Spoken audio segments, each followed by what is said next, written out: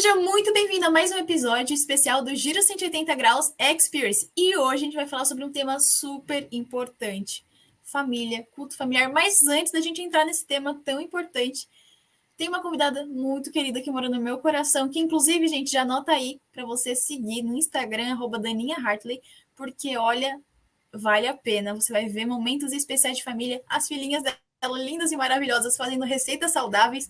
Olha que oportunidade de você seguir um conteúdo assim fenomenal. Eu sigo, então eu posso falar que é muito bom, tá bom? Mas enfim, Dani, se apresenta, fala um pouquinho de você para o pessoal. Olá, muito obrigada pelo convite. Me sinto muito privilegiada de estar aqui. Meu nome é Daniele Hartley. Eu nasci e cresci na Igreja Adventista do Sétimo Dia do Riacho Grande. E para mim é uma alegria muito grande poder participar desse programa para beneficiar a minha igreja. E eu sou mãe de duas meninas. A minha filha mais velha tem 7 anos, quase 8, e a minha mais nova tem 5 anos. Elas são Laila e Lauren. E eu estou bem feliz de poder compartilhar com vocês um pouquinho sobre o que Deus espera da nossa vida familiar. Ai, vai ser muito bom, tô animada.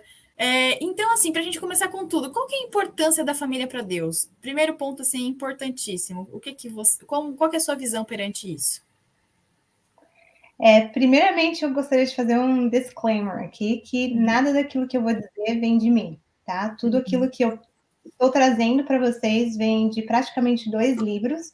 O primeiro livro é o Lar Adventista, o segundo livro é a Orientação da Criança, e de verdade deveriam ser livros de cabeceira de cama de pais e mães, porque ali nós encontramos instruções riquíssimas para a nossa família e como que a família deve ser conduzida, certo? E no primeiro capítulo do livro Lar Adventista, ali ele fala muito sobre a importância do lar e a importância da família. E na página 18 diz o seguinte: o vínculo da família é o mais íntimo, o mais terno e sagrado de todos na Terra. Não existe nenhum outro vínculo mais sagrado do que o vínculo familiar. Ele foi designado a ser uma bênção à humanidade. E Deus foi muito sábio, porque ele deu o motivo para isso. Por que esse vínculo é o vínculo mais forte da história da Terra, né? Porque é para ser uma bênção para a comunidade, porque a nossa maior meta vivendo nessa terra é ser bênção para as outras pessoas e mostrar para eles o que é uma vida cristã. E isso começa na família. No mesmo capítulo, na página 15 do Lar Adventista, diz: a sociedade compõe-se de famílias, e é o que a façam os chefes da família. Do coração procedem as saídas da vida, e o coração da sociedade, o coração da igreja e o coração da nação é o lar. Ou seja, as famílias são o que compõe na sociedade, o que compõe as igrejas, o que compõe a nação. Por isso que a felicidade da sociedade, o sucesso da igreja, a prosperidade da nação, todos dependem das influências domésticas. Por isso Nossa, isso é é a incrível. importância da família. É incrível porque é exatamente como você colocou. Se a gente tem uma família que não desequilibrada por algum motivo, que tem algum problema, acaba a gente consequentemente afetando todas as outras áreas, né? Eu acho que uma outra Sim, coisa também que é interessante do que você falou, o testemunho familiar é o mais, assim, por assim dizer, difícil e o mais importante que você tem na sua vida, né? Tanto na família e aí, consequentemente, na comunidade que você tem à sua volta, né? Nossa, que incrível! Não tinha essa dimensão. Nossa, que sim, é interessante. muito sério isso. E eu gostaria de mencionar que tudo aquilo que Deus criou para ser uma grande bênção, Satanás tem um grande interesse em transformar em uma maldição. Tudo que Deus criou para ser bênção, Satanás principalmente foca naquilo para transformar em maldição. E é por isso que nós vemos hoje, até mesmo dentro das nossas igrejas, muitas famílias destruídas. Porque Satanás sabe que destruindo a família, ele consegue destruir a sociedade, consegue destruir a igreja e consegue destruir a nação. E é por isso que nós cristãos precisamos ser muito unidos na nossa família. Porque a obra de Satanás é causar desunião, começando pela família até a nação, através da sociedade e da igreja. E no Lar Adventista, página 37, diz: a primeira obra dos cristãos é serem unidos na família. Quanto mais intimamente são unidos os membros da família em sua obra no lar, tanto mais de molde a elevar e auxiliar será a influência que pais, mães, filhos e filhas exercerão fora dele. Então, quando nós tivermos essa forte união dentro do nosso lar, a nossa influência será muito maior fora do lar. Quando o lar está desmoronando, quando não existe união dentro do lar, a sua influência fora do lar é desse tamanho. Nossa, que incrível. Você falando disso, eu sei que a gente vai falar um pouquinho mais pra frente, mas você me lembrou de uma palestra que eu assisti maravilhosa. Quem tiver, eu acho que tá no YouTube, mas enfim, quem tiver oportunidade, foi do OCI Brasil desse ano, que o Dr. Eric Walsh, que eu adoro, tenho no meu coração, ele falou sobre a questão do porquê que muitos filhos às vezes saem da igreja. E tem tudo a ver com o que você falou. As pesquisas mostram que é por causa da incoerência dos pais dentro de casa.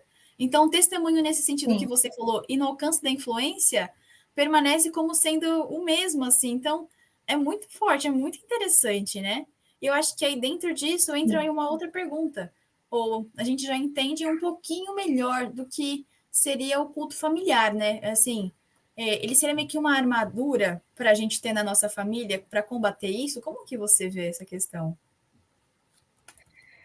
Eu gosto normalmente de dizer que o culto familiar é a cola que mantém a família unida.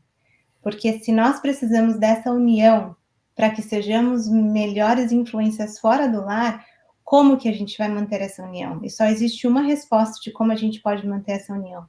É o culto familiar. O culto familiar é a cola que mantém a família unida.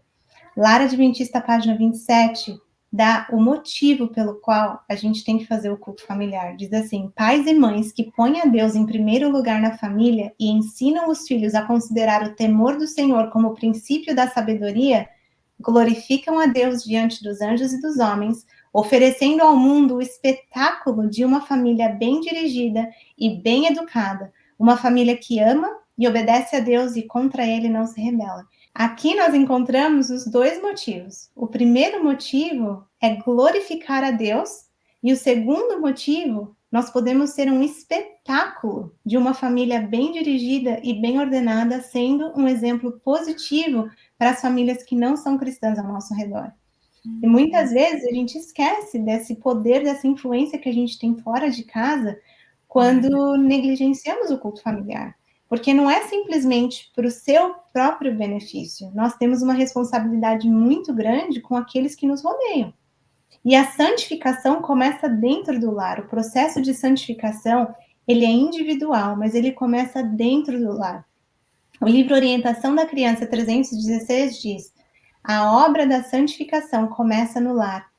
Os que são cristãos em casa serão cristãos na igreja e no mundo. Há muitos que não crescem na graça porque deixam de cultivar a religião no lar. E existe uma responsabilidade muito grande dos pais, principalmente, de terem esse momento especial todos os dias com seus filhos, com seu esposo, com a sua esposa. Por quê? Porque se a gente não começa esse processo de santificação até da família, aqueles que não passam por esse processo dentro de casa não vão ter esse crescimento na graça e vão deixar de cultivar a religião fora do lar. Porque aquilo que não é cultivado dentro do lar, você não vai ter fora do lar. Entendeu? Então, hoje, mais do que nunca, nós temos uma necessidade muito grande do culto doméstico. Por quê? Por que hoje, mais do que nunca, nós temos essa necessidade? Simplesmente ideologia, né? A Hã? gente, as ideologias, né? A gente é bombardeado por isso todo o tempo também, né? Se a gente se firmar, Exatamente. então. Exatamente, principalmente porque hoje em dia predomina a iniquidade como nunca houve antes. Então, quanto mais horrível se torna o mundo, mais a gente tem que firmar nossa família na fé em Cristo, na união familiar, através do culto familiar. Orientação da Criança, página 339, diz assim: se houve um tempo em que cada casa deve ser uma casa de oração, esse tempo é hoje. Não foi no passado, quando a igreja começou, não é daqui 15 anos, porque prevalecem a incredulidade e o ceticismo. Predomina a iniquidade. A corrupção penetra nas correntes vitais da alma e irrompe na vida a rebelião contra Deus. Contudo, nesse tempo de terrível perigo, alguns que professam ser cristãos, não celebram o culto doméstico. Notem que diz apenas professam ser cristãos, porque o primeiro passo do cristianismo é você manter essa união no lar através do culto doméstico. Eles não honram a Deus no lar e não ensinam os filhos a amá-lo e temê-lo. Então, olha, aí entra dois pontos que você me fez pensar. Quando a gente fala da união do corpo de Cristo, ela começa em casa. Esse eu acho que é o primeiro ponto, né? Porque a gente fala tanto de, a gente precisa ter união na igreja, mas se a gente não tem em casa, a gente não vai ter na igreja nunca, porque a igreja é composta de famílias. Então, o primeiro ponto, né? Dentro do que você falou. Exatamente. E uma outra coisa que eu tenho uma dúvida, mas eu acho que já meio que foi respondida em relação a isso, ok, todos os membros da família devem ter o seu devocional sozinhos individualmente. Mas a família como um todo também deve ter. Assim como a gente tem os nossos momentos semanais individuais em casa, a gente tem um na igreja. Então, seria da mesma forma assim? Mesmo que eu tenha o meu individual em casa, eu tenho que ter com a minha família. Nós vamos falar sobre esse momento individual mais para frente, quando fala sobre momentos de devocionais. Mas esse momento da família não deve ser substituído pelo culto individual. Se você mora com qualquer outra pessoa dentro da sua casa e você quer manter essa união dentro do lar, essas duas pessoas devem se unir em culto familiar, seja antes ou seja depois do seu devocional pessoal com Deus.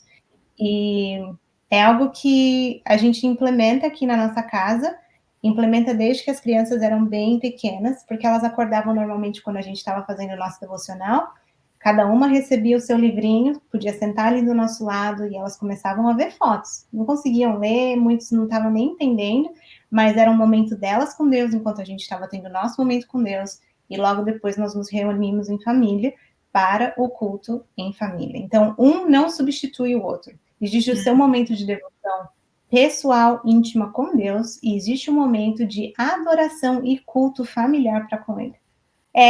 Um outro ponto que eu queria trazer aqui é o fato de que muitas famílias colocam a responsabilidade na igreja e na escola sabatina de trazer instrução religiosa para os filhos. Muitas pessoas fazem isso inconscientemente, simplesmente porque pensam que esse vínculo com a igreja, o vínculo com a escola sabatina, o vínculo com o clube dos desbravadores, o vínculo com a sala dos jovens, ou o vínculo com o culto de oração da quarta-feira, substitui essa necessidade de instrução bíblica e de culto familiar em casa. E eu gostaria de ler, é uma citação um tanto quanto longa, mas ela é tão preciosa que ela vale a pena. O que o Espírito de Profecia fala sobre não colocar sobre a igreja a responsabilidade de instruir os seus filhos na parte religiosa. Lara Adventista, página 189, diz: é o seu privilégio, falando dos pais, ajudar os filhos a obter o conhecimento que os pode levar à vida futura. Mas por alguma razão, muitos pais não apreciam dar a seus filhos instrução religiosa. Não estudam com eles, não fazem o culto. Eles não querem essa responsabilidade, porque eles já vão para a igreja todo sábado, já vão para a igreja 2, 3 vezes por semana, já tem o clube dos desbravadores. Permitem que respirem na escola sabatina o conhecimento que eles deviam comunicar acerca da sua responsabilidade diante de Deus. Esses pais necessitam compreender que Deus deseja que eduquem, disciplinem e instruam seus filhos, pondo sempre diante deles o fato de que estão formando caráter para a vida presente e a vida futura. Note o que diz agora. Não recai sobre os professores da escola sabatina a obra de indicar a vossos filhos o caminho que devem seguir. A escola sabatina é uma grande bênção. Ela pode ajudar-vos em vosso trabalho, mas ela não pode tomar o vosso lugar. Ou seja, ela é apenas um auxílio. Ela não pode substituir o trabalho dos pais, o trabalho que é feito dentro do lar. Deus deu a todos os pais e mães a responsabilidade de levar os filhos a Jesus, ensinando-lhes como orar e crer na palavra de Deus. Na educação de vossos filhos, não ponhais de lado as grandes verdades da Bíblia, na suposição de que a escola sabatina e os pastores farão a obra por vós negligenciada. A Bíblia não é intocavelmente sagrada e sublime que não possa ser aberta diariamente e estudada diligentemente. Não é só no sábado. As Incrível. verdades da palavra de Deus devem ser relacionadas com as coisas da vida supostamente consideradas pequenas. Se corretamente consideradas, elas animarão a vida comum, fornecendo motivos para a obediência e princípios para a formação de um caráter reto. É, Resumindo, não ponha nos professores e nos pastores a responsabilidade de instruir os seus filhos no caminho que eles devem seguir. Eles porque são ela é apenas sua. um auxílio. A igreja é um momento de comunhão e fortalecimento de um alicerce que já foi feito dentro do lar. A igreja não é o alicerce. O lar é o alicerce da vida espiritual dos seus filhos. Muito bom, porque, olha, eu sei que a gente está tratando do âmbito espiritual, mas pensando aqui nesta vida, por exemplo, o pai sabe que quem educa não é a escola que vai educar, é o lar que educa. E para o espiritual não fugiu disso, né? Eu achei isso muito interessante, né? Porque se em casa, por exemplo, eu lembro de vezes que eu tinha dúvidas e meus pais conversavam, a gente indo na igreja e tudo mais. Então você vê onde deve ser o seu porto seguro, deve ser a sua casa também para entender essas questões. E eu acho também que hoje, mais do que nunca, que é difícil discernir entre o certo e o errado, não importando o ambiente que a gente está, o lugar mais seguro para discutir sobre isso também seria o lar, né? E um outro ponto Sim. dentro do que você falou me fez pensar muito, né? Muitos pais às vezes querem ser os pais legais, os amigos dos filhos.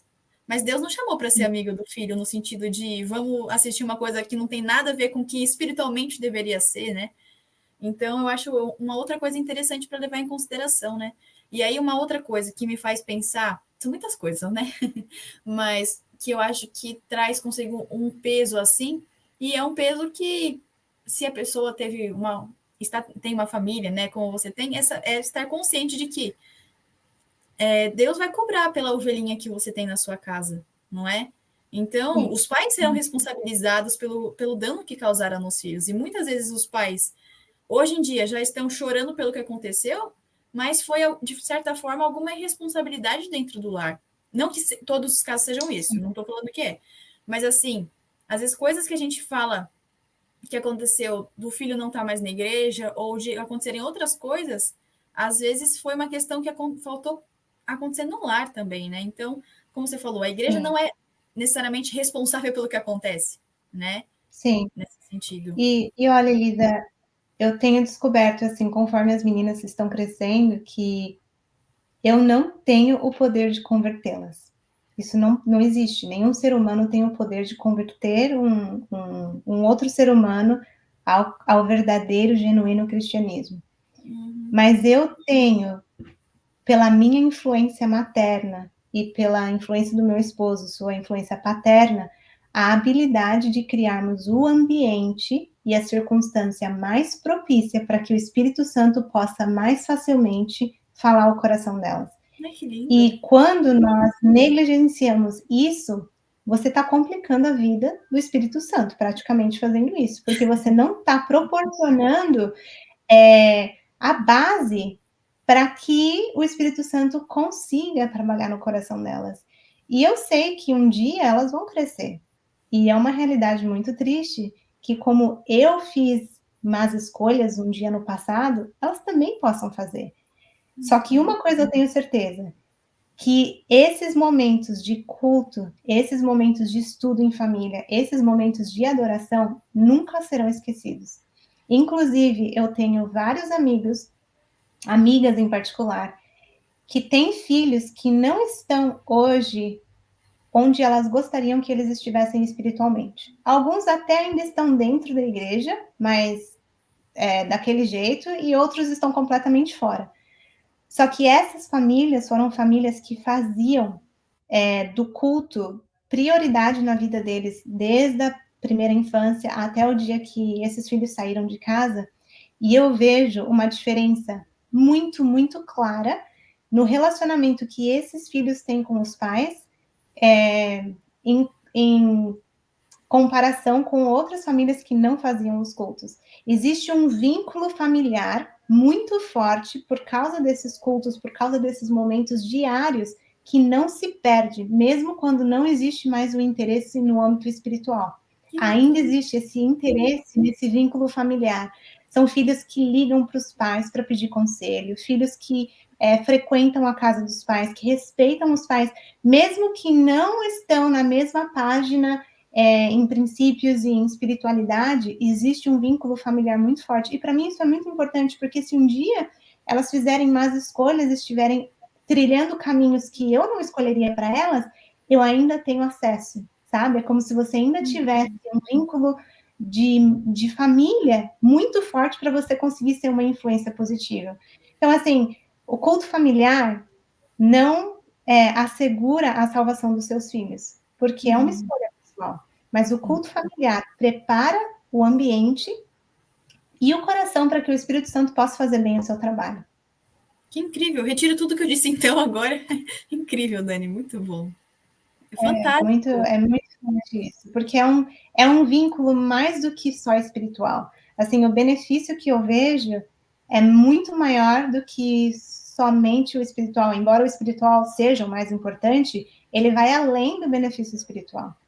Eu achei isso muito incrível, porque, como você falou, Deus se preocupou até com a consequência de ter os momentos especiais, né? Então, assim, não é um fim em si mesmo, né? Não é um fim em si mesmo, e você vê que ele causa, você vai entender, marcas profundas na vida de quem faz parte desses momentos, né? Nossa, que coisa linda, Sim, né? Que incrível. sim. É muito, muito forte. Completamente. Nossa, eu amei. E, assim, pensando nos cultos familiares, quantas vezes ele tem que acontecer no dia? Como que você vê que seria importante ser feito? Tem dicas? Enfim. Na verdade, o Espírito de Profecia tem instruções muito claras sobre quando e como ele deve ser conduzido. Então, o exemplo que nós seguimos na nossa família não foi nada que a gente criou, não tivemos uma ideia, nada muito especial, simplesmente é o que está escrito. E no Espírito de Profecia, no livro Orientação da Criança, é muito claro, diz assim, página 355. Em todo lar cristão, Deus deve ser honrado pelo sacrifício de oração e louvor, de manhã e à noite. Resumindo, de manhã e à noite, certo? As crianças devem ser ensinadas a respeitar e reverenciar a hora da oração. Notem que a criança não nasce sabendo gostar desse momento, respeitar ou reverenciar esse momento. É o trabalho dos pais ensinar os filhos a apreciarem e respeitarem esse momento.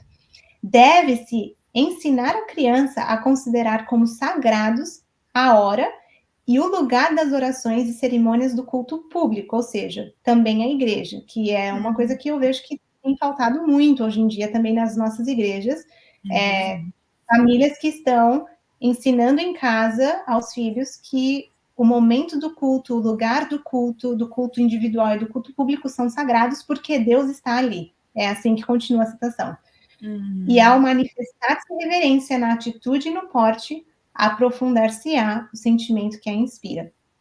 Ou seja, uma vez que você ensinou seus filhos a reverência, a importância e o respeito ao momento do culto, o local do culto e a hora do culto, ele terá a oportunidade de presenciar esse sentimento de inspiração, certo? Basicamente, o Espírito Santo vai conseguir atingir. Mas com relação ao horário, o Espírito de Profecia nos diz de manhã e à noite. Aí as pessoas podem pensar, não, mas não é Deus falando de manhã e à noite. Então, eu vou falar aqui 4 passagens bíblicas baseadas nesse mesmo princípio. A primeira é Josué 1:8, diz: nele meditarás dia e noite. Salmo 1, verso 2, medite dia e noite. 2 Timóteo 1, verso 3, falando de quem? Lembro-me de minhas orações, noite e dia. E Apocalipse 7, verso 15, portanto, estão diante do trono de Deus e o servem dia e noite no templo. Então, assim, para mim, o plano de Satanás é manter a gente tão ocupado, que a gente não tem tempo de estudar e adorar com a nossa família. E eu sei, eu não trabalho fora, mas eu estou ocupada da hora que eu acordo até a hora que eu vou dormir. E eu fico imaginando até os pais que trabalham fora, que quando chegam em casa tem que fazer um monte de coisa. É difícil, mas a gente pode facilmente ser pego negligenciando oportunidades que a gente não vai conseguir voltar para trás. Esses momentos você não pode compensar com 3 horas de igreja no sábado, porque é aquele momento todas as manhãs e todas as noites. E eu gostaria de mencionar aqui que, além da instrução bíblica e além da instrução do Espírito de Profecia sobre fazer isso de manhã e à noite, simplesmente analisando a situação que está o mundo hoje, eu quase diria que só de manhã e só de noite é pouco. Porque o mundo está tentando transformar a palavra de Deus. Ele está tentando infiltrar na cabeça dos jovens, dos nossos filhos, de que a palavra de Deus não é sagrada, que ela não deve ser seguida e que existe um outro manual por aí que é melhor. E as palavras de Isaías 5:20, que diz: ai dos que chamam o bem de mal e o mal de bem, que fazem das trevas luz e das luz trevas, o amargo doce e o doce amargo. Esses são os dias que nós estamos vivendo hoje. Estamos ou não? Sim, com Onde o certeza. povo diz que Mais claro, não é mais impossível. branco, agora é preto, e que doce não é doce, agora é amargo. Esses são os dias que a gente está vivendo. Então, a gente precisa de jovens, de crianças, de jovens e adultos que estão fortalecidos na palavra de Deus. Mas muitas vezes a gente deixa de fazer o culto porque a gente está muito ocupado. Ai, eu vou ter que sair muito cedo para o trabalho, eu não vou ter tempo de acordar mais cedo, eu já durmo tão pouco, eu vou ter que acordar ainda mais cedo para fazer o culto. Ou, já é tão corrido de manhã com as crianças, porque tem que chegar cedo na escola. Não temos condições de fazer isso. Ou à noite. Eu cheguei muito cansada do trabalho, estou com muita fome. Então, assim, a gente vai encontrando desculpas para não fazer. E esse é o intuito de Satanás, é guerra encontrar espiritual qualquer acontecendo, né? Criar essa batalha dentro do lar entre o bem e o mal. Deixa eu colocar outras coisas no lugar disso para que essas coisas tomem o tempo do culto. E orientação da criança diz, página 341, o culto familiar não deve ser governado pelas circunstâncias. Hoje eu tô de boas, hoje eu vou entrar 1 hora mais tarde no trabalho, hoje as crianças estão em casa, vamos fazer um culto hoje de manhã? Não. Não devais orar ocasionalmente, e quando tendes um grande dia de trabalho à vossa frente, negligenciar a oração. Assim fazendo, levais os filhos a considerar a oração sem importância especial. Se um dia você precisa da oração para sair de casa e outro dia você não precisa, é porque a oração nem é tão importante assim, né? Pais e mães, por mais urgentes que sejam vossos afazeres, não deixais de reunir vossa família em torno do altar de Deus. Pedi a guarda dos santos anjos em vosso lar. Lembrai-vos de que vossos queridos estão sujeitos a tentações. E as tentações, elas não vêm de vez em quando. Elas vêm todos os dias, o dia inteiro. Então, quando a gente negligencia o culto porque a gente está muito ocupado, nós estamos abrindo as portas para Satanás tomar conta da nossa vida e da vida dos nossos filhos. E você falando isso me fez pensar, né? É uma questão de um compromisso com Deus e com a sua família, né? Então, assim, como um compromisso que você vai sair, você sabe o trabalho, você não tem o que fazer com Deus também, mesmo horário todos os dias, até porque também, não só para criar o hábito, porque eu acho que só para criar o hábito é uma coisa muito egoísta falar que é só para criar o hábito. Mas, assim, também fazer sem pensar também não faz o menor sentido. Mas o que eu falo, assim, saber do compromisso que você tem com Deus, né, e com a sua família. E se você também Exatamente. estabelece um horário e guarda meio que na sua agenda, assim, fica também até mais fácil de você fazer, por assim dizer. Se você tem sempre sabido, né, que é um compromisso, eu acho que também essa questão também é interessante, né, de pensar. É muito importante isso, porque às vezes a gente dá mais importância para os compromissos fora do lar do que para os compromissos dentro do lar. E esse compromisso deveria ser o seu compromisso mais importante do dia, mais do que a reunião que você tem com o seu chefe. É o compromisso que você tem com a sua família de manhã e com Deus. E às vezes a gente acaba deixando para lá. deixando para lá, deixa para lá um dia, e se você deixa para lá um dia, 2, 3, as crianças estão observando, e eles sabem. Pô, se a gente faz o culto uma vez a cada 3 dias, o dia que eu tenho que sentar lá para fazer o culto, eu não reconheço a importância dele, entendeu? Então, para os menores, principalmente, esse vínculo, essa seriedade com esse compromisso é muito importante. E interessante que ela tem um conselho bem específico no livro Orientação da Criança, página 342, sobre o que fazer quando você recebe visita, porque muitas vezes a gente recebe uma visita e aí chega o horário do culto, aí depois a visita sai tarde, está todo mundo exausto. Ela diz: não converseis com as visitas, nem vos divertais até que fiqueis demasiado cansado para fruir o período de devoção. Fazer isso é apresentar a Deus uma oferta defeituosa. Então, não somente essa família, eles não estão deixando de fazer, eles estão até fazendo o culto, mas eles esperaram quando a família inteira estava assim tão esgotada que ninguém conseguia nem ficar de olho aberto para fazer o culto. Ela diz: fazer isso para Deus é trazer uma oferta, porque você está fazendo o culto, mas é uma oferta defeituosa. Exato. Cedo ainda, é pesado, mas é interessante, né? Porque se fosse para a gente também, isso acontecer, pensa, você deixar para a última hora, por assim dizer, fazendo as coxas, como a gente fala, não é o que Deus pede para a gente, né? Então, interessante. Da não é mesma o que ele forma, está pedindo.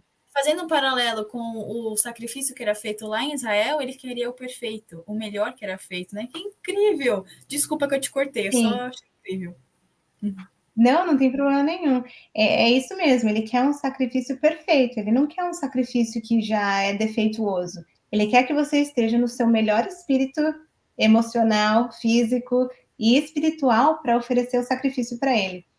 Aí diz: cedo ainda ao anoitecer, quando podemos orar sem atropelamento e de maneira inteligente, devemos apresentar nossas súplicas, erguendo a voz em feliz e grato louvor. E eu gostaria de transformar essa citação não somente para o horário da noite, mas também para o horário da manhã.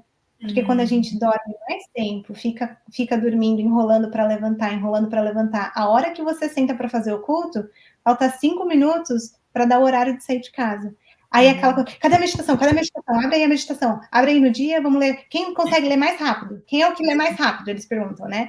E lê um negócio rapidinho, faz uma oração, Senhor nos proteja, que a gente está saindo agora. Um beijo, tchau. E sai todo mundo, cada um para o seu lado. E não é esse tipo de culto que Deus está pedindo. Ele está pedindo um culto que é feito de uma maneira correta, certo? De uma maneira perfeita. Então, antes da gente entrar nas dicas práticas de como deve ser o culto, eu só queria dizer que Satanás, ele está buscando por toda e qualquer oportunidade para roubar, matar e destruir Deus dos corações, principalmente dos nossos filhos. Assim, o mundo hoje está tentando destruir a imagem de Deus na mente e no coração dos filhos. E se a gente fica distraído e ocupado com muita facilidade ao ponto de negligenciar o culto, nós estamos abrindo uma porta bem aberta para que Satanás tenha acesso aos nossos filhos. E se você não tem filho, a você e ao seu esposo, porque esse é um momento muito sagrado do momento familiar. E talvez a sua família não vai ao altar de Cristo todas as manhãs e todas as noites, como muitas famílias cristãs não fazem isso. Hoje em dia, é raro encontrar uma família que faz isso uma vez por dia, muito menos 2, porque as pessoas não veem a importância do culto familiar. 2 vezes por dia é assim, é quase impossível você encontrar. Mas a gente tem boas notícias. Deus, ele é misericordioso, ele é um Deus de graça, ele é um Deus de perdão, e as misericórdias dele se renovam a cada manhã. Então, se você tem comprometido o culto familiar, nunca é tarde. Amanhã é um novo dia e a gente pode transformar. E eu sempre gosto de dizer que um bom dia começa na noite anterior. Então, se você tem o propósito de fazer uma transformação no seu lar e implementar o culto familiar 2 vezes por dia, não espere até a manhã seguinte, comece agora. Faça um plano de dormir mais cedo, faça um plano de não se distrair à noite com coisas que você não precisa, para que você consiga acordar no tempo hábil e ter o tempo suficiente para realmente oferecer um culto a Deus da manhã que seja aceitável a Ele. Que incrível. Antes de ir para as dicas, você me fez pensar em uma outra coisa. Me lembrou muito naquela música, se na família está Jesus, é feliz o lar. Quem nunca, né? Então, e também fazer o culto traz um ambiente diferente para casa, não é? Não fica com tantas Sim. brigas assim, fica um ambiente mais realmente que os anjos se sentem à vontade para estar com a gente. É nessa linha também que acontece também. Então a gente. Eu só queria confirmar isso mesmo, né? Não viajei na maionese muito, não, né? Faz sentido o que eu disse? Essa questão. Faz muito sentido. Sim, faz muito sentido. O lar onde não existe a presença de Cristo é um lar extremamente perigoso. Interessante que eu estava estudando para essa palestra e me deparei com uma citação de Ellen White que ela dizia que ela tinha medo de dormir nas casas que não têm hábito de fazer os cultos. E eu fiquei pensando, nossa, por que será que ela tinha medo? Eu falei, ué, pela razão mais óbvia que existe, porque num lar onde você não convida a presença dos anjos de Deus, ali tá cheia dos anjos do mal. Então ela dizia que ela tinha medo de dormir nessas casas em que a família não tinha o hábito de fazer o culto e de convidar Deus para morar ali dentro. E eu fiquei pensando, quantas famílias cristãs têm esse hábito de não convidar Deus dentro do lar e depois a gente não entende por que os filhos não conseguem parar de brigar, por que existe discórdia entre o marido e a mulher, por que as coisas parecem que não estão se encaixando.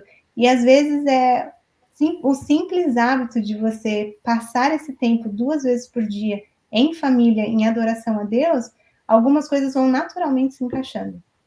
Que incrível. Nossa, eu achei realmente a atmosfera muda e que incrível. Enfim, eu tô me sentindo tipo emoji do WhatsApp, sabe? Quando a cabeça explode. Que você vê um monte de coisa que a importância disso, nossa, realmente, isso, entendendo ainda mais a profundidade, a gente vê que não é uma coisa que é brincadeira, né? É uma coisa que influencia tudo, né? Então, isso é incrível. Sim, Bom. sim. Então, agora sim, dicas práticas. Lógico, entendendo que tudo que a gente viu, não estou descartando, não. Achei perfeito o que a gente viu até aqui. É que aí, dica, quem não gosta de uma dica, né? Sim.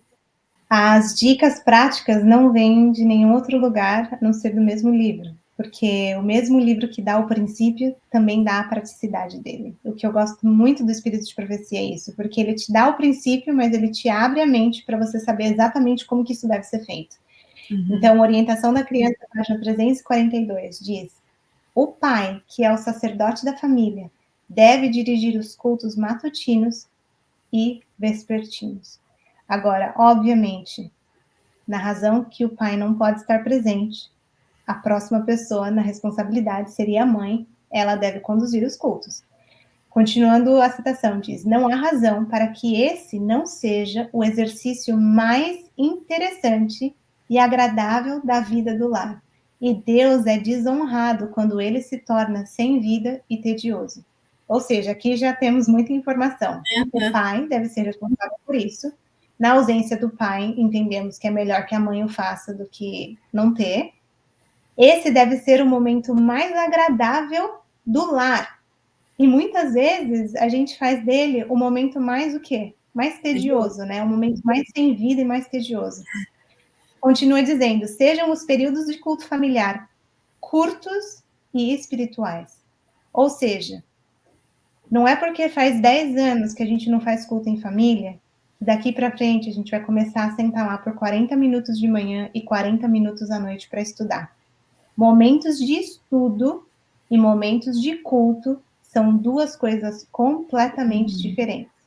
Okay? Existe um momento em que as famílias devem se unir para estudar os alicerces da vida, que são os princípios da palavra de Deus, estudar as crenças da sua religião, estudar assuntos específicos, por exemplo, filhos jovens estão passando por fases da vida em que eles estão questionando algumas coisas, você passa esses 40 minutos, 1 hora, o que seja, estudando assuntos específicos. Isso não é o que é para ser feito nos momentos do culto. O culto da manhã, o culto da noite devem ser curtos e espirituais. Aí continua dizendo: não deixeis que vossos filhos ou qualquer membro da família os tema devido à sua monotonia ou falta de interesse. Ou seja, filhos, é hora do culto. Ai, mãe, de novo. Por que a gente tem que fazer o culto agora? Ou seja, quando você diz é hora do culto, que eles venham correndo com alegria. Aqui em casa a gente canta a musiquinha. Vou estudar. Elas podem estar fazendo o que elas estão. Elas vêm correndo igual um tiro, porque é um momento muito feliz para elas. Agora, como que a gente pode fazer o culto ser bem monótono? Quando um capítulo comprido é lido e explicado e se faz uma longa oração, esse precioso culto se torna enfadonho e é um alívio quando ele passa. Ou seja, escolhe um trecho extremamente longo para estudar, no momento em que era para ser só um momento espiritual. Faz aquela explicação que é mais longa do que a leitura e depois aquela oração que é do tamanho de uma vigília. As crianças não veem a hora que aquilo acabe, tanto crianças quanto jovens. Agora, continua dizendo, deve ser o alvo principal dos chefes da família tornar a hora do culto muitíssimo interessante. Não é interessante, é muitíssimo interessante. Tem que ser, assim, que eles não querem perder nenhum segundo de informação, de tão interessante que é. Por uma pequena atenção e cuidadoso preparo para esse período, em que vamos à presença de Deus, o culto familiar pode tornar-se agradável e será acompanhado de resultados que só a eternidade revelará. E eu gostaria de apontar aqui algo bem interessante, que é o preparo. Muita família senta lá no sofá esperando que o milagre da inspiração caia no colo deles. E não é assim. Eu acho que tanto o pai quanto a mãe têm uma responsabilidade muito grande de fazer um preparo do que eles querem apresentar no culto. Por quê? Porque se você fica esperando a inspiração, você já perdeu a atenção das crianças, principalmente. Então, seja que você vai usar como auxílio de imagens, qualquer atividade que você vai fazer, qualquer material, que isso já esteja anteriormente preparado para que o culto flua da melhor maneira possível, que seja curto, que seja espiritual, que seja interessante e que seja divertido. Aí diz, um exemplo bem prático para o pai, que o pai escolha um trecho das escrituras que seja interessante e facilmente compreendido. Eu não vou começar a ler sobre as profecias de Apocalipse para minha filha de 5 anos, de uma maneira que ela não vai conseguir entender da Bíblia, entendeu? Então, existem trechos da Bíblia que são apropriados para o culto familiar e existem trechos que não são. A gente gosta, como meta, eu sempre digo para famílias, como meta, o seu culto familiar tem que ser compreendido pela pessoa mais jovem da família. Ou seja, se a pessoa mais jovem tem 10 anos, então tem que ser uma informação que uma criança de 10 anos consegue absorver. Aí, de repente, vocês agora têm um filho de 3 anos, agora já não é mais para de 10 anos que é o culto. O culto tem que ser para a criança de 3 anos compreender. O de 10 vai compreender, o de 30 vai entender. Agora, se você faz um culto para o de 10, e o de 5, o de 3 e o de 1 estão lá nadando na maionese, o culto já não é mais familiar, entendeu? Então, você tem que focar. O seu alvo vai fazer com que o mais jovem consiga entender aquilo que está sendo feito. Muito bom. Aí continua dizendo, alguns versos serão suficientes para dar uma lição que possa ser estudada e praticada durante o dia. Não precisa ler um capítulo inteiro. Podem ser apenas alguns versos, já vai ser o suficiente.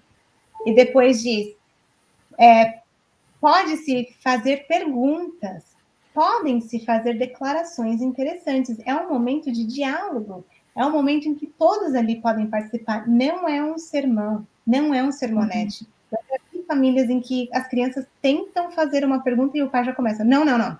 Agora você tem que só escutar, é hora de você só escutar. É uma monotonia, porque só uma pessoa fala e todo mundo tem que ficar ali igual uma estátua, tentando absorver o que está sendo falado. Devem, aqui continua dizendo, pode ser apresentado como ilustrações, algum incidente curto e ao ponto. Podem ser cantadas, pelo menos algumas estrofes de cânticos animados, e a oração feita deve ser curta e ao ponto. O que dirige a oração não deve orar a respeito de todas as coisas. Antes, deve exprimir suas necessidades com palavras simples e louvar a Deus com ações de graça. Aquela oração longa, no fundo do seu coração, é a oração que você faz no seu momento de devocional com Deus. No culto familiar, devem ser orações de ações de graça e com palavras simples e de louvor a Deus. O culto deve ser breve e cheio de vida, adaptado à ocasião e variado de tempo em tempo, porque o mesmo culto, ele de repente já não começa mais a ser tão interessante. Então, de tempo em tempo, principalmente se você tem criança, você tem que trazer coisas novas, músicas diferentes, histórias diferentes, Ilustrações diferentes, legal. tomem todos parte da leitura da Bíblia e aprendam e repitam muitas vezes a lei de Deus. Então, se as crianças puderem escolher um trecho para ser lido, e a gente vê aqui em casa um interesse muito grande, elas sempre querem ler. Eu posso ler um parágrafo? Eu posso ler. E assim, demora mais tempo. Quando você deixa uma criança de 5 anos ler, o culto vai se alongando, mas se é pelo propósito de deixá-las mais interessadas no culto, ele vale a pena. E mencionar qualquer coisa que sirva para ilustrar o sentido. Então, assim, é uma citação impressionante, porque aqui os princípios já foram todos colocados, sabe? Bem práticos, que não seja comprido, que seja um culto curto, direto ao ponto, a oração deve ser curta, perguntas devem ser feitas, tenha ilustrações, tenha música, que as crianças possam fazer perguntas, que eles participem na leitura, que o culto não seja monótono, que ele seja que ele seja interativo, que ele seja divertido, que seja o melhor momento do dia das crianças.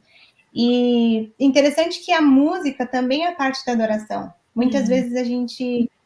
Eu sei que não é todo mundo que tem habilidades musicais, e tem gente que sente que não deve, né, se dedicar tanto a essa área do culto, que é melhor ler do que ficar cantando, cantando, cantando. Só que para crianças, principalmente, elas precisam entender que música é tanto um ato de adoração como é a oração. Então, enquanto eles estão cantando, eles podem estar meditando na letra daquela canção, obviamente, se a canção é apropriada, e eles se tornam mais suscetíveis à influência.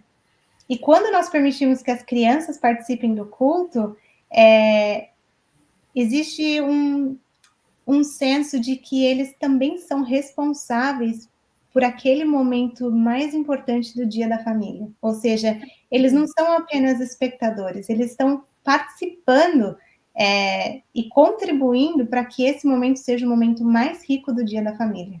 Nossa, muito interessante essa questão que você falou da música, então, de ser uma forma de aprendizado. Isso a gente ouve falar, mas também para essa questão de crianças, a gente consegue colocar ensinamentos especiais, né? Isso eu acho muito interessante. É uma oportunidade mesmo, porque a música fica gravada. E outra coisa que eu achei bonito que você falou, né? Você ensina o valor da música dentro de casa. Isso eu achei fantástico. Você já ensina que é um momento de adoração e de oração. Eu achei isso tão bonito. Eu acho que é fantástico. E a gente volta lá para aquela questão anterior, né? Você ensinar. Você ensina em casa o que a pessoa, o que o seu filho, enfim, quem vai estar com você no momento do culto, você ensina em casa o que ele vai ver na igreja, né? Então, não fica também em cargo da igreja ensinar essa questão, e a gente também entende a importância da igreja também ser coerente em relação a isso, né? Não estou tirando o mérito um do outro, né? Mas muito interessante isso da gente ver. Então, pensando em quem está em casa, assim, que tem um filho, como que você vê que seja interessante para fazer com que eles sejam estimulados, não importando a idade, a eles terem um momento deles com Deus? No familiar a gente pode ver um pouquinho, mas e para eles, como que você acha que dá para se adequar a essa situação? Assim, eu tenho certeza que o primeiro ponto e o ponto mais forte é o exemplo, certo? Não tem como exigir dos filhos aquilo que você não está fazendo. Então, o pai e a mãe que não têm este momento de devocional com Deus, que não acordam cedo para fazer esse momento sozinhos com Deus, provavelmente não vão encontrar isso nos filhos. Assim, a não ser que seja um caso muito raro, principalmente dos menores, eles vão seguir aquilo que a mãe e o pai estão fazendo. A mãe e o pai que acordam, a primeira coisa que eles fazem é usar o celular. Assim que os filhos tiverem o próprio celular, eles vão copiar Já era. exatamente o mesmo exemplo. Exatamente o mesmo exemplo. Então, eu vou te dar um exemplo bem claro. Assim, aqui eu tinha o costume de acordar e primeiro fazer o meu devocional. quando todo mundo estava dormindo, as meninas estavam dormindo, e depois eu fazia o meu exercício. Porque assim, quando elas acordavam, e não me atrapalhariam nesse meu momento com Deus. E eu percebi que depois de um tempo, a minha filha maior começou a perder interesse em fazer o tempo de devocional dela, porque quando ela acordava, eu estava fazendo exercício. Aí ela queria vir fazer exercício comigo e não queria fazer o devocional dela. Até que um dia, depois que eu notei vários dias seguidos que ela estava ou fazendo algo super curto ou não fazendo, eu fui conversar com ela.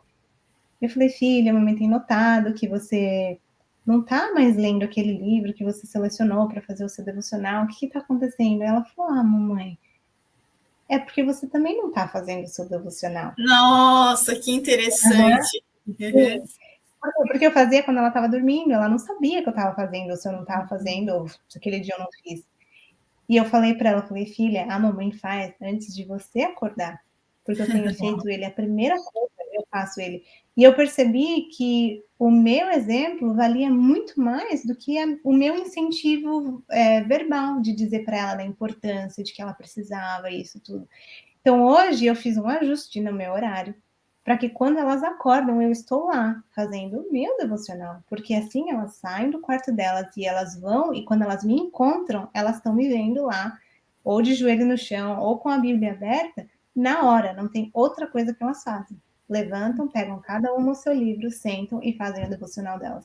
E eu posso estar no final, posso estar no começo, posso estar no fim, no meio, mas eu vejo que o exemplo conta muito mais do que as minhas próprias palavras.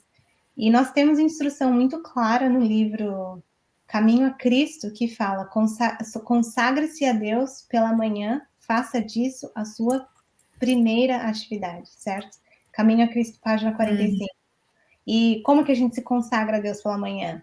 Toma-me, ó Senhor, para que eu seja seu inteiramente. Deponho todos os meus planos aos teus pés. Usa-me hoje para o teu serviço. Fica comigo e tudo que eu fizer seja operado por ti. Então, se você, como mãe, como pai, como qualquer tipo de influência no lar, não está passando esses momentos com Deus, esse é o primeiro passo. Você dedicar um horário específico para ter o seu devocional com Deus, porque pelo seu exemplo, outras pessoas vão ter interesse em fazer isso.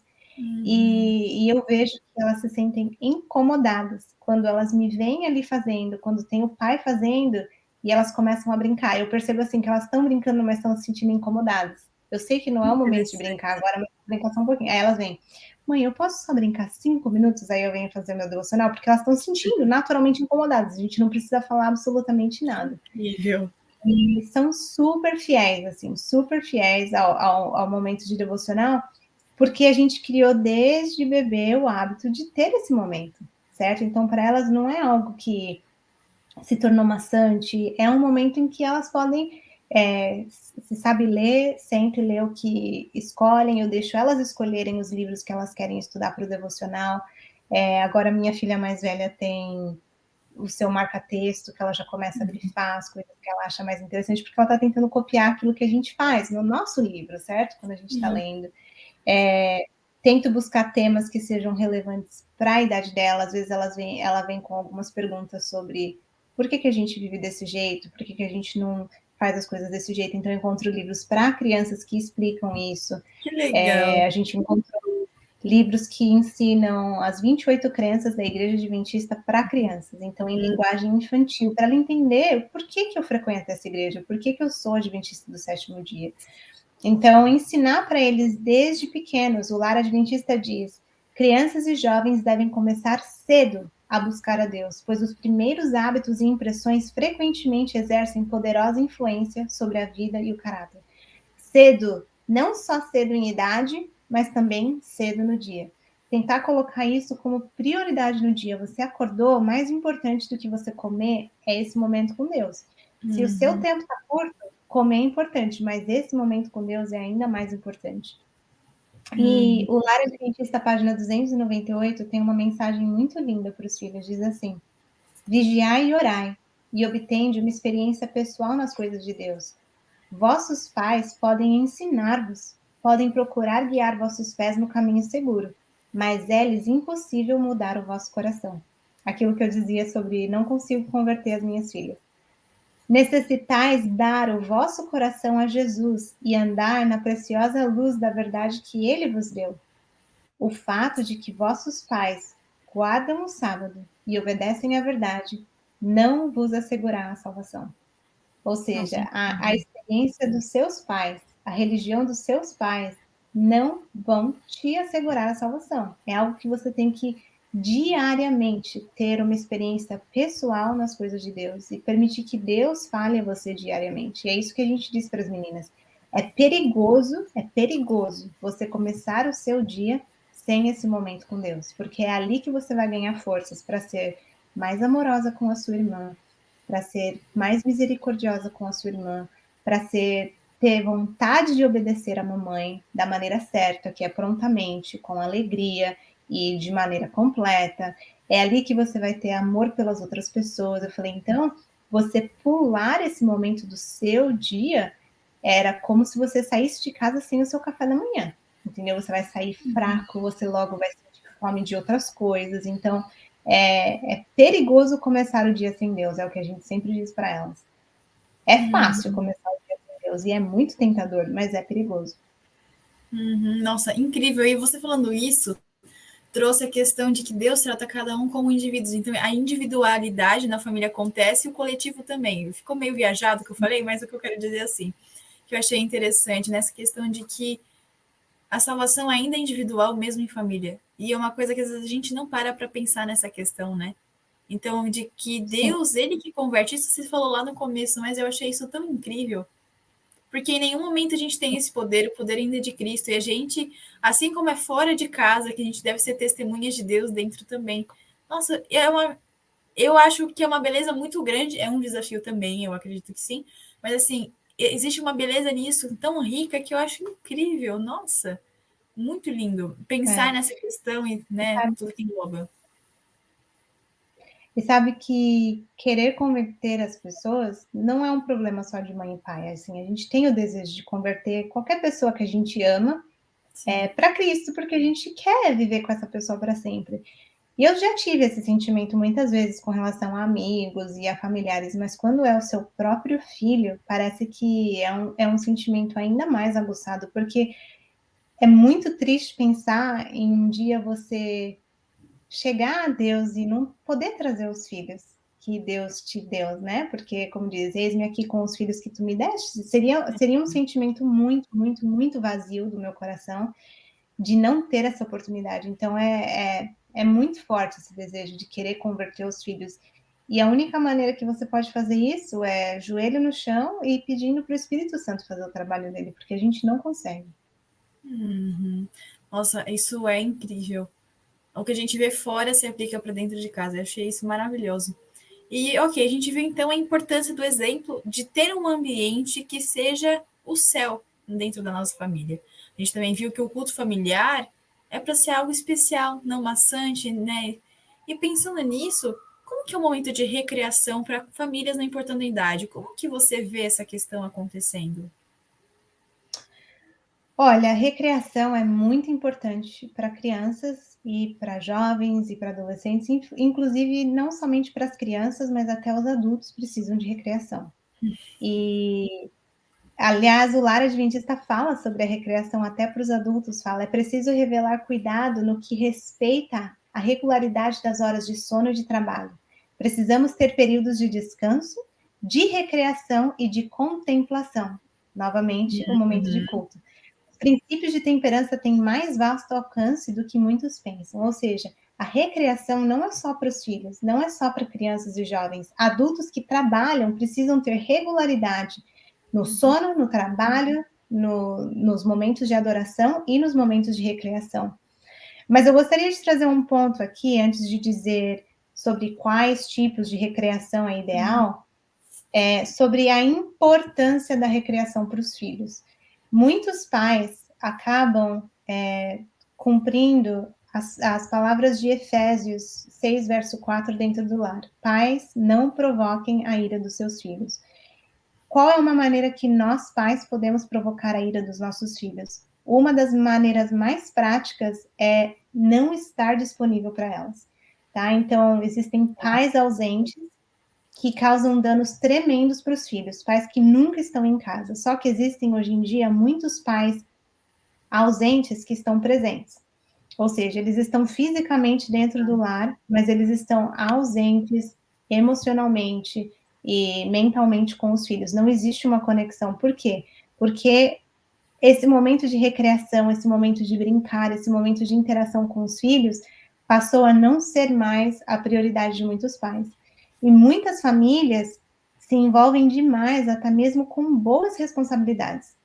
Até mesmo com responsabilidades da igreja, da obra de Deus. A gente acaba se envolvendo de um ponto tão grande que não sobra tempo para passar tempo com os filhos.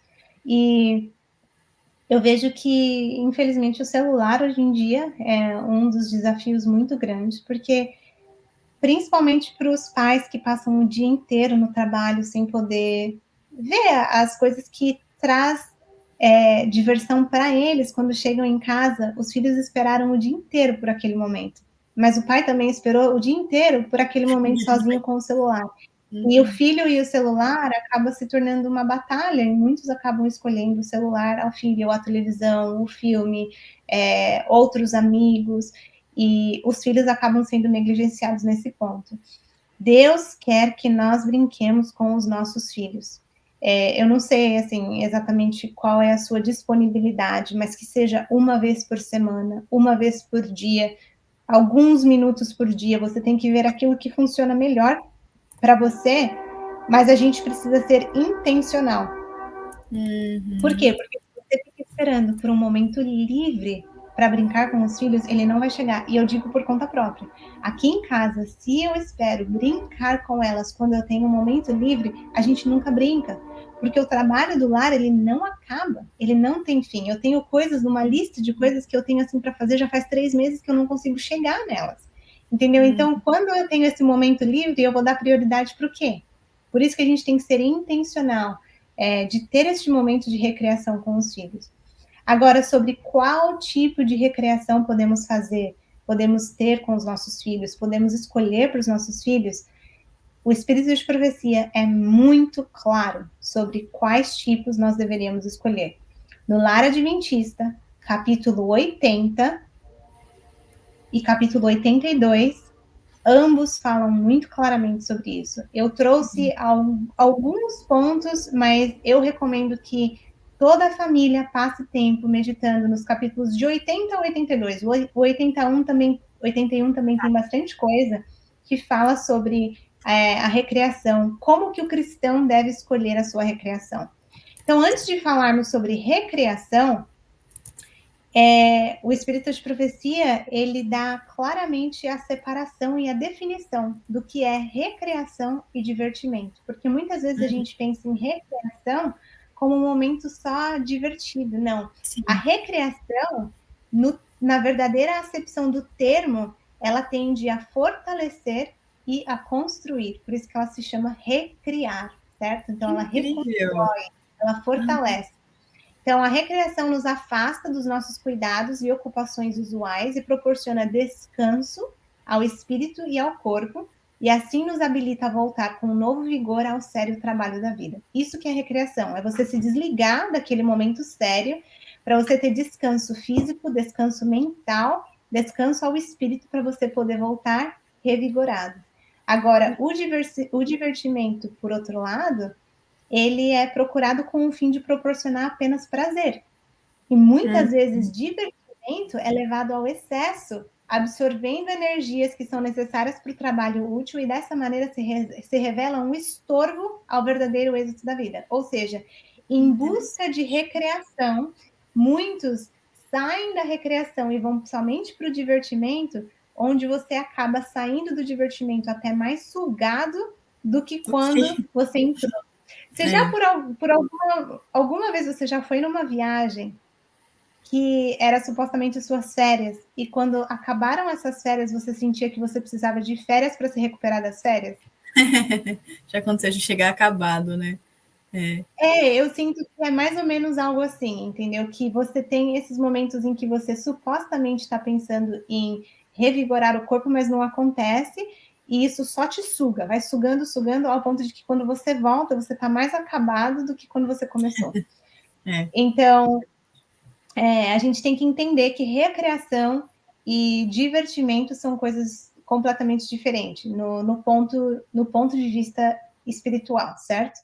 Agora, o Lar Adventista, página 498, diz assim: ao mesmo tempo que restringimos os nossos filhos com relação a esses prazeres mundanos que têm a tendência de corromper e desencaminhar, devemos prover-lhes recreação inocente, levá-los por caminhos prazerosos que nenhum perigo ofereçam. Ou seja, privar o seu filho das recreações mundanas sem proporcionar recreação sadia, você está fazendo um grande mal. Porque ele vai deixar de ir, talvez, por respeito, ele vai deixar de ir por, talvez, medo da consequência, mas ele nunca vai suprir esse desejo e essa necessidade de recreação, e, eventualmente, ele vai buscar recreação mundana, porque ele não conhece nenhum outro tipo de recreação. Então, a verdadeira educação proporciona sempre algo melhor do que o mundo proporciona, certo? Então, se o mundo está proporcionando esse tipo de, supostamente, recreação mundana, nós temos que criar a recreação inocente, sadia e aprovada pelo céu. Agora, qual é o melhor tipo de recreação? Se é com o propósito de revigorar o sistema, de reanimar as energias, é a recreação ao ar livre, sem nenhuma sombra de dúvida. Inclusive, Lara Adventista disse: recreação ao ar livre, a contemplação das obras de Deus na natureza será do mais alto benefício. E aqui a gente traz até a ideia de acampamento em famílias, né?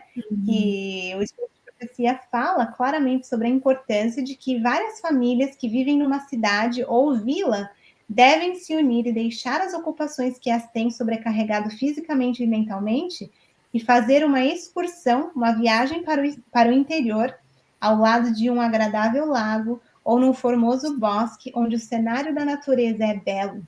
Devem ali prover-se com alimentos simples, saudáveis, os melhores frutos e cereais, e estender a mesa à sombra de alguma árvore ou sob a cúpula do céu. A viagem, o exercício e o cenário ativarão o apetite e poderão eles deliciar-se com uma refeição que fará invejar os reis. Nessas ocasiões, pais e filhos devem sentir-se livres de cuidados, de trabalhos e perplexidades. Devem os pais tornar-se crianças com os seus filhos, tornando tudo para eles tão agradável quanto possível, seja o dia todo dedicado à recreação. Ou seja, nossa, delícia. Imaginei, já fiquei sorrindo internamente. Exato, uma viagem ao campo, convida outras famílias que querem fazer o mesmo. Agora, óbvio, isso não é prático. Uma viagem ao campo, não tem como fazer isso uma vez por semana. Tem gente que não tem oportunidade de fazer isso nem 2, 3 vezes por ano. Só que andar de bicicleta, procurar um parque, levar os pequenos ao parquinho, fazer uma trilha, nadar juntos, procurar um lago, a pesca, o que seja, você tem que buscar quais são os interesses do seu filho. Mas, principalmente, recreação deveria ser feita em meio à natureza, ao ar livre, onde todo o seu sistema pode ser revigorado para as atividades da semana. E é um momento de vocês de verdadeira conexão. Sentar e assistir filme não é recreação. Não é. A não ser que seja assim, algo muito educativo num dia de chuva, onde você não tem outra alternativa, mas assim, criar o hábito de que a recreação entre meu filho e eu é sentar e assistir televisão, isso não é verdadeira recreação. Inclusive, o Espírito de Profecia diz que o melhor tipo de recreação é aquilo que é feito em prol dos outros.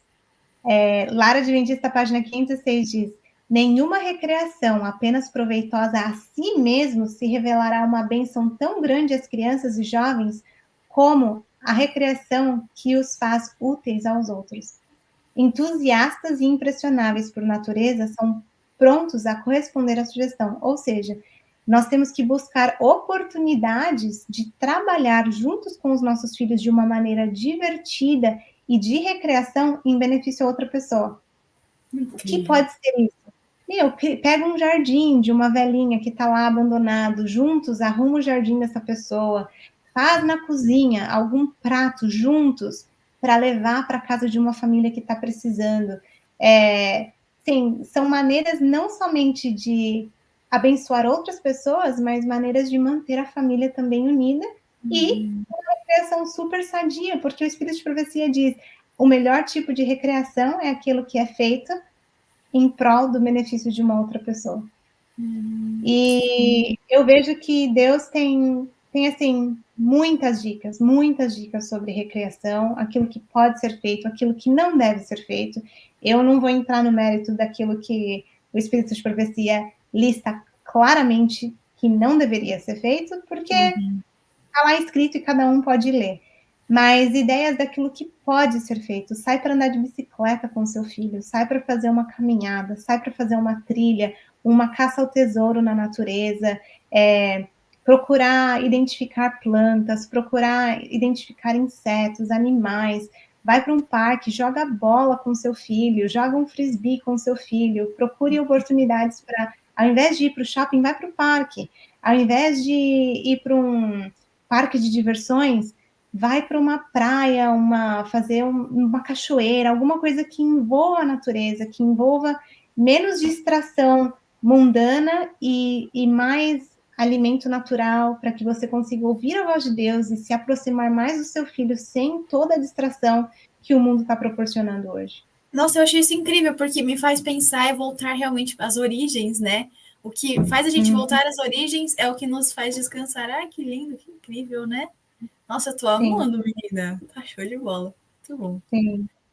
Que legal. E para finalizar, eu queria ler uma citação do livro Educação, página 250, que vai abranger tudo que a gente falou hoje.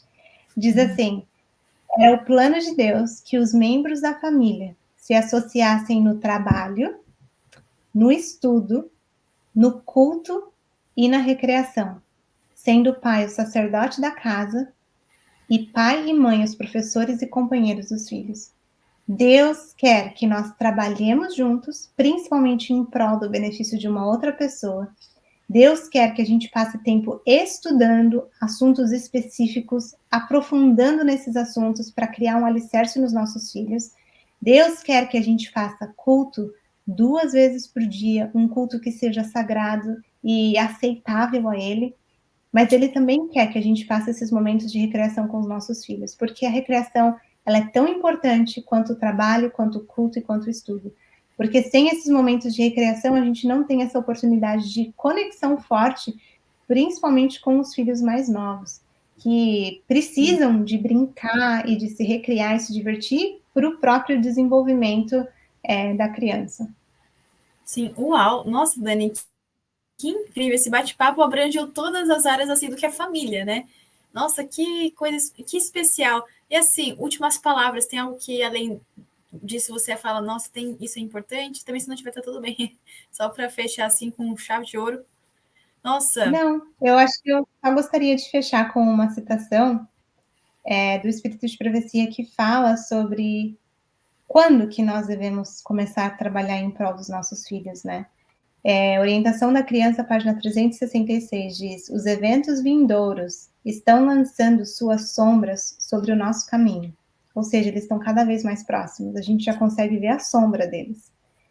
Pais, mães, apelo a vós, para que envideis agora os mais ardorosos esforços em favor de vossos filhos. Dai-lhes instrução religiosa diária, ensinai-lhes a amar a Deus e a ser fiéis aos princípios do direito.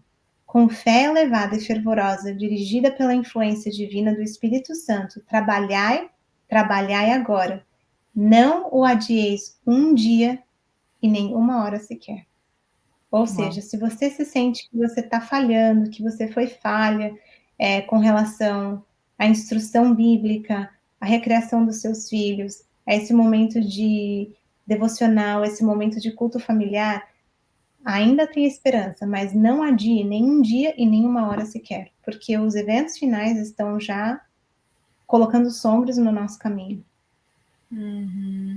é um alerta para a gente hoje. Nossa, fantástico. E assim, como você bem colocou, né? Deus também capacita para esses momentos serem feitos e realizados, né? Então, acho que o que fica assim para os pais, né, que tentam ou até a vida de casado e tal, se colocar nas mãos de Deus para que permita que ele também guie e instruir. Eu acho que aqui já foi uma mega instrução, né? Então, mostrar como aplicar isso de uma forma prática no seu dia a dia e também, eu acredito que fazer com que você consiga aplicar todos os dias, né? Então, é incrível como a gente pode ver a importância do culto familiar, como ele abrange diferentes partes da vida. A interação com os filhos Uhum. é outra, a importância de você realmente colocar o seu lar para que os anjos façam morada, os anjos de Deus estejam conosco, o devocional de cada um e a importância do pai e a mãe serem exemplo para os filhos em casa, a educação espiritual em casa. Então, assim, o lar realmente, como a gente conversou lá no começo, é a base de tudo. E sem essa base fortalecida, a gente acaba estando susceptível às armadilhas do inimigo, né? Então, que a gente realmente possa falar como na palavra de Deus fala, eu e minha casa serviremos ao Senhor. Nossa, que Amém. fundamental. Amém. Ai, Dani, muito obrigada, viu? Foi um bate-papo incrível. Eu sou fã, você sabe. Foi maravilhoso.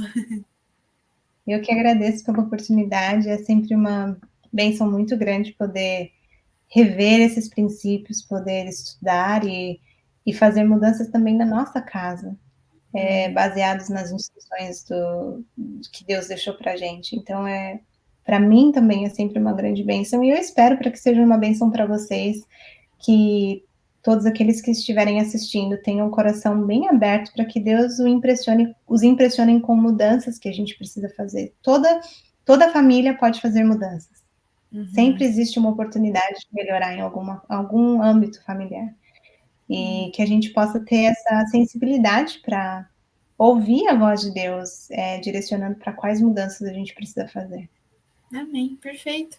E você que está em casa, então, além de aplicar isso, compartilhe esse vídeo para quem você sabe que precisa saber de como ter um momento especial em família com Deus. Então, dá um like também para o YouTube falar: Uau, esse conteúdo é especial, então vou mandar para todo mundo. E também compartilha para quem você sabe que precisa ver essa mensagem. Compartilha na sua família, fala: Uau, que tal? Agora a gente começa a fazer momentos familiares assim. Ou vamos marcar um acampamento em família para a gente fazer uma recriação especial com a nossa família.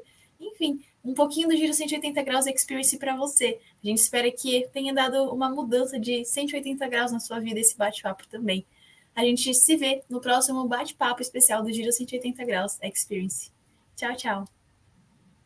Tchau.